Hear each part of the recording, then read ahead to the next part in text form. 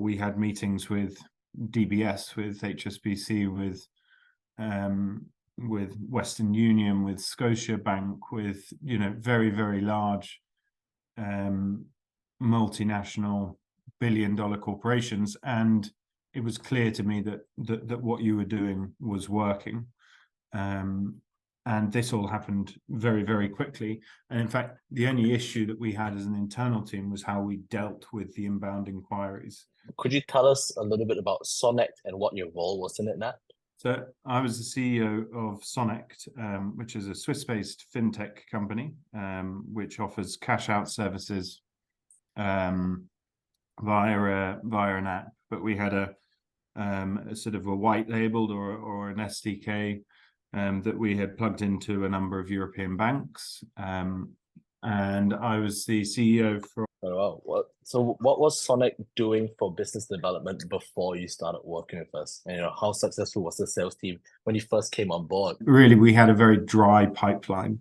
We had a very old-fashioned business development team that's approach to business development was going to fairs and going to conferences and putting up a booth at a conference and printing lots of things out and trying to meet people and and trying to attract banks in that way. So it was really, I guess, it'd be fair to say when I arrived, there was no business development. Did you try any solutions before reaching out to us and trying to grow revenue? So we were able, in the markets we were looking at, we did some, for example, with the network in Switzerland, we were doing business development like that on the phone. But in terms of growing our business internationally, we didn't know where to start. So we had some conversations. Everyone that we spoke to seemed to be quite positive, but we needed to change something. We'd hired a number of different business development people, but the process seemed to be very slow, and we weren't targeting or catching the right people. Can you describe why you decided to work with us and what convinced you when you first met? I've been seeing a lot of automated emails, and in truth, the fact that you sent 2 emails in very quick succession, for me personally, I could see that they were not written by a robot or ChatGPT. It had an element of something that caught my attention. They were also the emails were sent on odd numbers. I think they were even odd prime numbers, which also caught my attention because most people send emails at o'clock or past or something like that. So you often get this sort of barrage of emails that come in, and fairly well that they're automated emails. So the tone of the email was interesting. It was exactly what we were looking for at the time because we wanted to attract new customers in a B2B way, and you seemed like people that we could work with. We were looking at other customers at the time. There are other people that do things similar to you, and then really we got into the contracts phase where we looked through your pricing, we compared your pricing to other people, and I would say also, perhaps most importantly, we compared your pricing to what the cost would be for us to employ something of the same capacity internally. And you were competitive in the market. You were significantly cheaper than the cost of employing someone internally,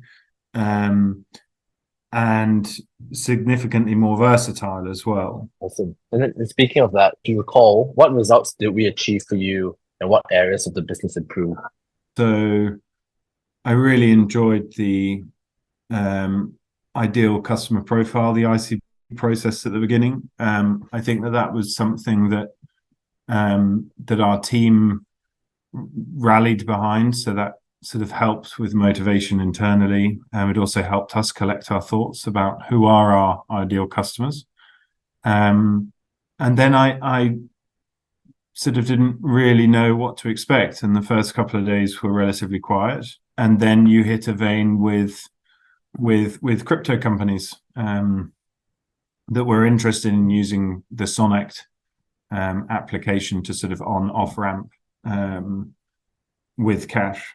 And we just suddenly started to get inundated with inbound inquiries. Now, there were some benefits to that. I could see that it was clearly working, but I was a little bit hesitant. And I raised my concerns. I said, look, we don't always want to be with crypto companies, and there are obviously many legal hurdles. And then you started hitting some incredibly interesting people. We had meetings with DBS, with HSBC, with Western Union, with Scotiabank, with very, very large multinational billion-dollar corporations, and it was clear to me that what you were doing was working. And this all happened very, very quickly. And in fact, the only issue that we had as an internal team was how we dealt with the inbound inquiries, because we went from being a company with no business development pipeline to a pipeline that was if you could say it, too full. And the issue was that we were not able to close on the opportunities internally, as we would have, so that was a very good problem to have. Did anything ever come from those meetings and conversations at all? We launched in new markets and we launched with new clients, and so the company's not just been set on a road to profitability, but we managed to sell the company in December. So during that period, we had investors who we brought on at the beginning of the year, who had a very, very large multiple on their investment, and then Sonect has since been taken over by a much larger company called SEPA Group, and will continue to build on the business development pipeline that you've put in place. I think what your company was able to do was it was able to Sonect's ability to generate more revenue was in our hands. It was ours to lose, and so whereas before we didn't have customers that we could sell to, the only thing that would stop Sonect capitalizing on the leads that you have generated would be mismanagement and nothing else. So I'm confident that they will be launching with those customers. But got you. I'd like to also take a step back because, of course, you mentioned that you have a very hard to reach ideal customer profile, ICP. How did we do in terms of actually grasping the complexity of not only Sonect as a business, but also of your clients as well?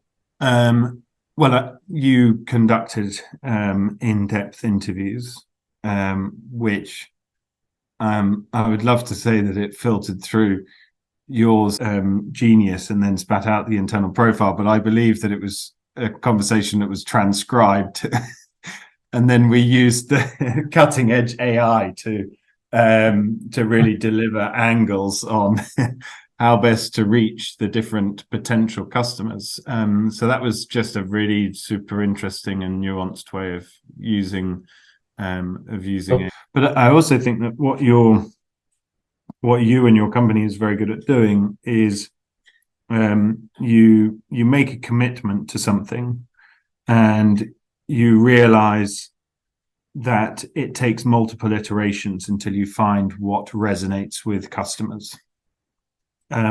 So why did the ICP profiling work so well for us and our team is because you dedicated the time to process.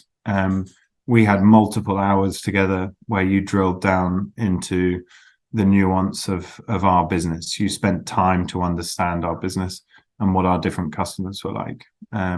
So that's why it worked, because you spent the time. It's almost like you can't find customers at all. You're speaking to hundreds and hundreds of people. You're throwing loads of different angles out, and then suddenly it's campaign 3, email 6, just hits a note with people, and just starts to really, really work. I think that what you guys are good at doing is, I'd sort of almost call it like a Rubik's cube, is you've got all of these different potential ways, and the ICP is really you getting new ways to to describe, or new angles for you to promote the company or the product. And so once you find that vein, once you find that thing that works, you as a company move towards that relatively quickly, or very quickly, because you know that that's working, and then you build out on that angle. So I think that that's very clever, and I think that's where you add on top of AI, where you work with AI, and that's the bit that's the special sauce, because everyone's got access to some of these tools now, but it's working together with you guys that makes it work. Appreciate the kind words. And this I think penultimate question might be a bit redundant, because of course you've recommended us before, but if you could answer, why should someone work with the Web Hunter team? They shouldn't, because we've got plenty of work for you guys for the next 2 years. So please don't work with Rev Hunter. That's almost just as good. And my last question. No, don't. I mean, I'm not. You already know. Like, I fucking hate interviews. I really do not want to be on this thing at all. I'd rather not be here. I'm doing this for you guys. But no, look, is absolutely amazing. Some of the meetings that you've organised on a B2B. I mean, I've got. In fairness, you have ruined the last 2 weeks for me, because Monday through Friday, I've got 10 meetings a day. I mean, tomorrow I've got 20 meetings or something stupid. Wow. Now let me just have a look at tomorrow. So tomorrow I have an 11, an 11:30, a 12, a 1, a 1:30, and a 2. And the reason why it's all condensed there between 11 and 2 is because I've had to delete the rest of it in my calendar. I've had to block the rest in Calendly. And for example, the first one tomorrow, I've got no idea who it is. But if I was to go onto the thing, it's a guy called Arno Fuchs. It's probably a bit dangerous to do this while we're on the phone together, because it might end up being a complete dud. But if I look at him, I'm on he's the CEO of this company by the looks of it. I mean, must be 40 people working in there. They're all in healthcare and life sciences, and I'm speaking to the CEO tomorrow at 11 o'clock, and for literally no good reason. And I don't know how you've managed to organize it, but it's just appeared in my diary. And ultimately, conversations like that will lead to transactions.